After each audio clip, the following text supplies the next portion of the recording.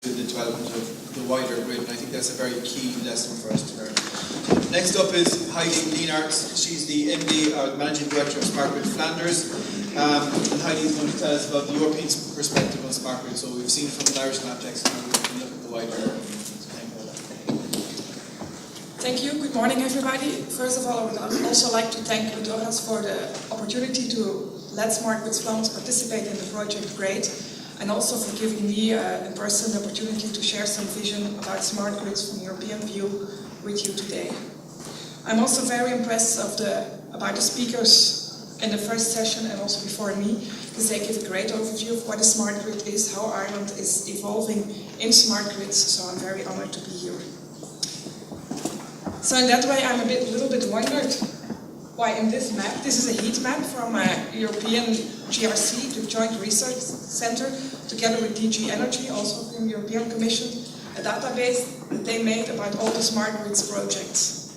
And this is a little bit in conflict what I heard earlier this morning, because Ireland is not a big red bulb, but slightly green. So I suppose only the information is missing in the database from the GRC. So it's a suggestion for all the Irish people, send the information to the European Commission that they can update their heat map also with the Irish initiatives.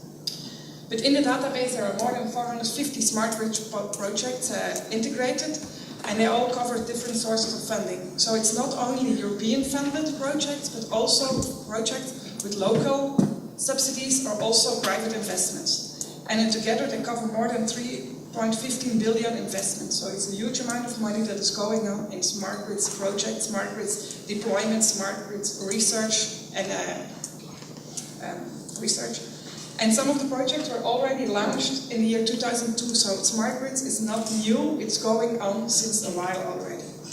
And on this link you can find all the information, all the projects with all the summaries going on in Europe, except for lots of projects going on in Ireland. But I was very happy to hear about them today. One other initiative from Europe, European Commission, is the KIC. KIC stands for Knowledge Innovation Center. And in 2009, 3 KICs started, one about energy, one about climate, and one about ICT. And this is a map of all the European regions that are involved in the KIC Innoenergie. So here you can see 6 co-location centers, as they're called, 6 regions, and they all have their own specialty, their own field of expertise within the field of energy. For example, in Sweden they have the topic smart grids and storage, in Poland clean coal, in Germany chemical fuels, in France nuclear energy and energy efficiency, in Spain and Portugal renewables, and in Benelux, Belgium and the Netherlands, intelligent and energy efficient buildings and cities, here called smart cities summarized. The scope of KIC Innoenergie is to build a bridge to make the triangle very strong between business creation, education and innovation. So the KIC Innoenergie explores schools, educational trainings for students for masterclass, but also PhD trainings. And they also support innovation and business creation by giving funding to projects that are applying for funding in their calls. So it's very, very useful to look at the website of the KIC Innoenergie to see if there's some opportunity for you also, for your business. The Benelux partner in Belgium is Energyville, is taking part in the KIC Innoenergie. And here you can see a photograph of the building that is being built at this moment, where also a laboratory for all the smart grids, the smart cities infrastructures can be tested in different ways. This is also going on with the support of EFRO, it's also a part of Interreg. Interreg is a part of EFRO. And here in the building you can see a list of specific topics that they are covering. So interfaces for electrical storage, but also the electricity markets. Then I would also give you some overview of a big European project that's going on at this moment, and that's a good for EU, and that's a large-scale demonstration project. And here you can see all the partners that are involved, and also 6 countries where a demonstrator will be built. And here you can see the different topics of the demonstrator that will be covered in each of the regions. So for example, active demand is almost in every of the 6 countries a specific topic of the demonstrator. while on microgrid or islanding is only in Czech Republic and in France, very active, very important for them. This just to give you a small overview of what the European project, what is the size of it, how many partners are involved, how many countries. But also the Irish DSO explained it very well.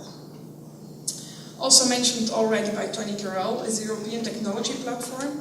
That was started in 2005 to build a bridge between those parties as indicated on this map. So also the prosumer is central. Prosumer is a word that's a contraction of producer and consumer. We don't talk anymore in smart grids context about generators and consumers. No, all the consumers, the end users or the beginning users, as Theo called it, they have their local own production units also of electricity. So we call them prosumers. And the scope of European Technology Platform is to build a bridge between those industrial players and the European Commission. And they're still doing a great job. Another initiative on the European level is the European Electricity Grid Initiative. That you could say is a cooperation of all the TSOs, the transmission system operators, together in ENSO-E, and the distribution system operators together in ETSO for smart grids. And they wrote already lots of years ago a roadmap, 2010-2018, and they updated now with an implementation plan, 2014-2016. In that implementation plan, they talk about 5 clusters: smart customers, distributed energy resources, network operation, network management, and market design. And this gives you an overview how they split the budget over the 5 clusters. A last but not least European initiative is a very active one, and that's where all the member states have to collect some money to put together in a European pot, where then the European Commission tops up 30% of the budget. Those countries as listed here and indicated on the map, they work together within the call ERANET Smart Grids Plus. If the call is approved by the European Commission, then there will be an open call for projects at the end of 2014. And it's also to help disseminate, to improve knowledge sharing between the different member states of Europe. So I hope Ireland will also join this call. And as Tony Carroll also told you about the Global Smart Grid Federation, I will keep it very shortly. But this is a more actual map of the Global Smart Grid Federation members, where Smart Grids Flanders is also in. And in this way, I would not stress on the content of the Global Smart Grid Federation, but I would just like to invite you on the European Utility Week in Amsterdam, the 4th of November, where Smart Grids Flanders, together with the Global Smart Grid Federation, is hosting a roundtable, where the CEO of the Global Smart Grid Federation, Professor Ronnie Belmans, is the moderator. So please, if you come to Amsterdam, it's worth visiting all the smart grid technologies at once at that fair. This is very well explained by Tony Carroll. And just as a closing slide, I would like to tell you who Smart Grids Flanders is. We are a non-for-profit organization started in 2010, based on our founding members are the industrial players, DSOs from Flanders. And also we try to build a bridge between regulators, research institute, industry, and industry known as technology suppliers, DSOs, but also the industrial prosumers. They are looking for their opportunity in the world of smart grids. So, and we give them information, we build a community between all those parties to help them realizing the smart grid, the energy, the future grid for the energy, for the electricity developing with where the comfort level is at least the same as it is today. And as Smart Grids Flanders, we work very closely together with the industry. So every thematic session, every event that we are organizing is always with the chairman from the industrial players, as indicated also here.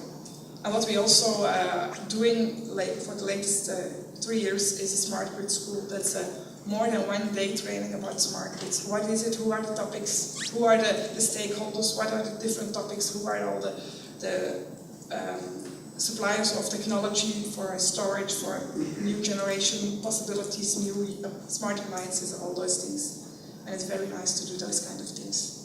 If you have some more questions, please don't hesitate to contact me. And I wish you a very nice conference the rest of the day. Thank you.